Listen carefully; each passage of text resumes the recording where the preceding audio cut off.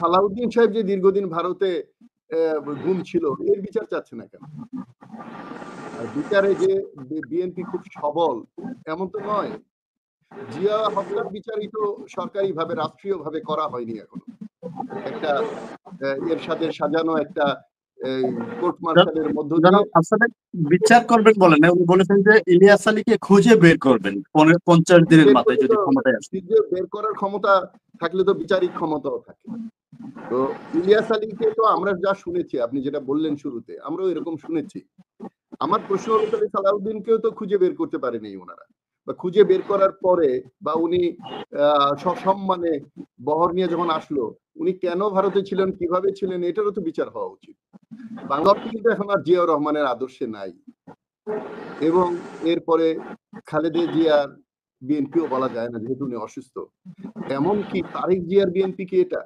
তারেক জিয়া যা বলেন বাকি ওনার পারিষদ কি তা শুনে?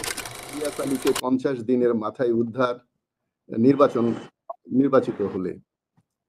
দেখুন, বিএনপি নিয়ে যদি সমালোচনা করি তাহলে তো পছন্দ করে না যে এটা বড় দল, যেই দল প্রতি সেন্টারে মানে আসনে 3 জন করে 900 লোক অলরেডি রেডি আছে।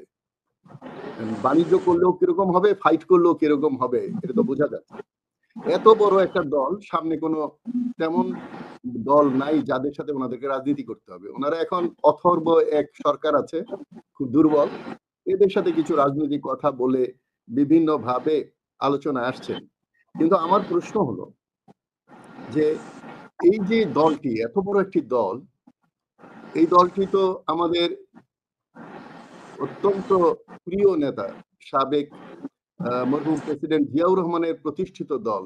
এই জিয়াউর রহমান কিন্তু শুধু বিএনপির সম্পদ নয়, সারা বাংলাদেশের মানুষ কিন্তু জিয়াউর রহমানকে ভালোবাসতো, ভালোবাসবেও ভবিষ্যতে, এবং ইতিহাসে এক নক্ষত্র।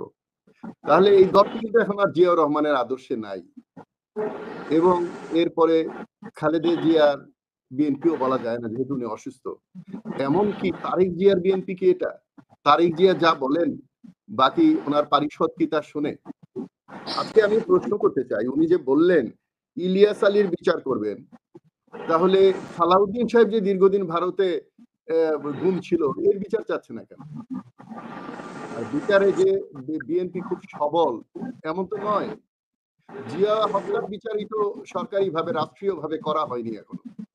একটা এরশাদের সাজানো একটা কোর্ট মার্শালের মধ্য দিয়ে আসলে বিচার করবেন বলেন না, উনি বলেছেন যে ইলিয়াস আলীকে খুঁজে বের করবেন 50 দিনের মাথায় যদি ক্ষমতায় আসে। বের করার ক্ষমতা থাকলে তো বিচারিক ক্ষমতাও থাকে। তো ইলিয়াস আলীকে তো আমরা যা শুনেছি, আপনি যেটা বললেন শুরুতে, আমরাও এরকম শুনেছি। আমার প্রশ্ন হলো তাহলে সালাউদ্দিনকেও তো খুঁজে বের করতে পারেনি ওনারা, বা খুঁজে বের করার পরে বা উনি সসম্মানে বহর নিয়ে যখন আসলো, উনি কেন ভারতে ছিলেন, কিভাবে ছিলেন, এটারও তো বিচার হওয়া উচিত। বাংলাদেশ থেকে একটা লোক হারিয়ে যাবে আর ভারতে গিয়ে তারে পাওয়া যাবে শেখ হাসিনার মতো, তাহলে তো আমরা একই পথের পথিক।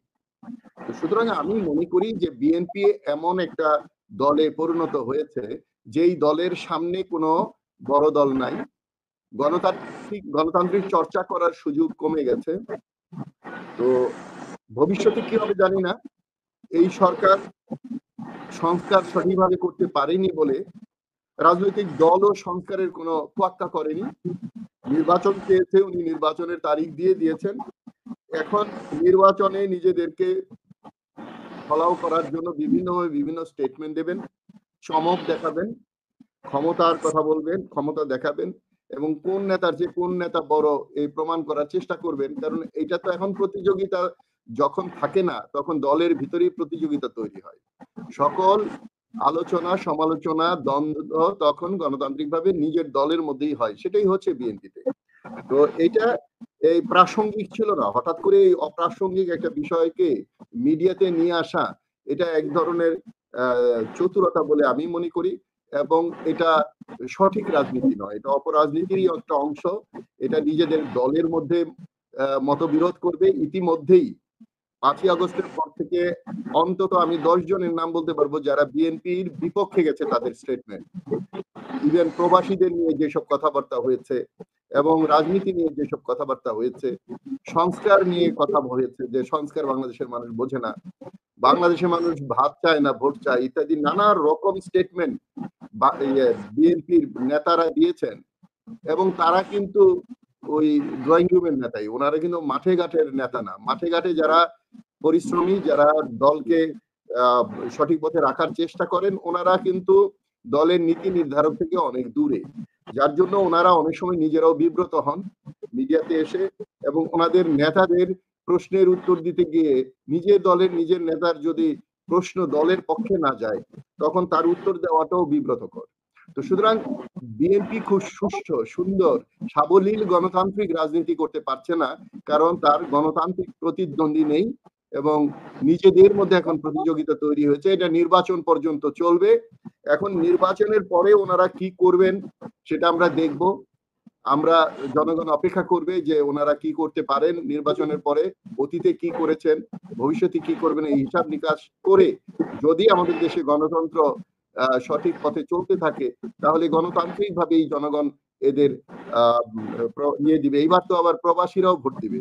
তো সুতরাং প্রবাসী এবং দেশবাসী সবাই বিএনপির দিকে লক্ষ্য রাখছে, এবং বিএনপি যে খুব সহজে যা ইচ্ছা তাই করতে পারবে, স্বৈরাচার হয়ে উঠবে, আমি তা বিশ্বাস করি না। কারণ আওয়ামী লীগের মতো স্বৈরাচারের যদি পতন হয় দেশে, তাহলে আর কখনো কোনো স্বৈরাচার, এমনকি সামরিক বাহিনী থেকে এসেও কেউ যদি স্বৈরাচার হয়, সেও বাংলাদেশে টিকবে না। কারণ বাংলাদেশের মানুষের মধ্যে একটা মানসিক সংস্কার হয়েছে যে আমরা আর সংস্কার চাই না। ইদানিং চাঁদাবাজের বিরুদ্ধে একটা জনমত তৈরি হচ্ছে, চাঁদাবাজের বিরুদ্ধে প্রতিরোধ হচ্ছে, যদিও খুন খারাপি বন্ধ হচ্ছে না।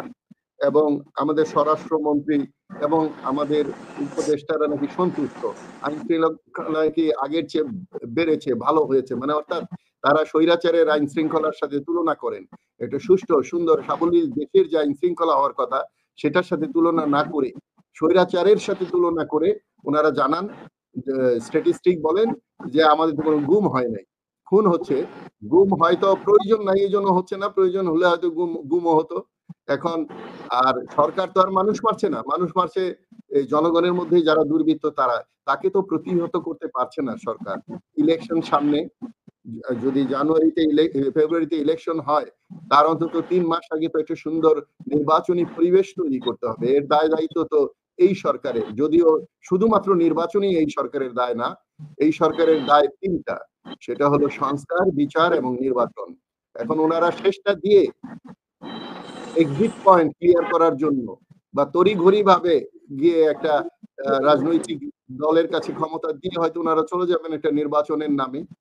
সুতরাং ওই যে ঐতিহাসিক ভাবে পৃথিবীর শ্রেষ্ঠ নির্বাচন হবে, সেটা আইন শৃঙ্খলা বাহিনী যদি সঠিকভাবে কাজ না করে, আইন শৃঙ্খলা যদি সঠিকভাবে নিশ্চিত না করা যায়, তাহলে নির্বাচন সঠিক হবে বলে আমরা কেউ মনে করি না, জনগণও মনে করে না। সুতরাং এখন সবচেয়ে গুরুত্বপূর্ণ হলো আইন শৃঙ্খলার উপরে গুরুত্ব দেওয়া। তারপর ওনারা গিয়ে ইলিয়াস আলী, আমরা যতদূর জানি ইলিয়াস আলী নাই, ইভেন একজন পুলিশ অফিসার এবং জিয়াউল হাসানও হয়তো স্টেটমেন্ট দিয়েছে, র্যাব থেকে কিছু স্টেটমেন্ট, যেই র্যাব বিএনপির তৈরি, যেই র্যাবের মধ্য দিয়ে গণহারে ক্রস ফায়ার শুরু হয়েছিল, যদিও র্যাবই প্রথম ক্রস ফায়ার করছে বিএনপির আমলে, এটা নয়, এর আগেও বাংলাদেশে ক্রস ফায়ার হয়েছে এবং শেখ মুজিবের আমলেও হয়েছে।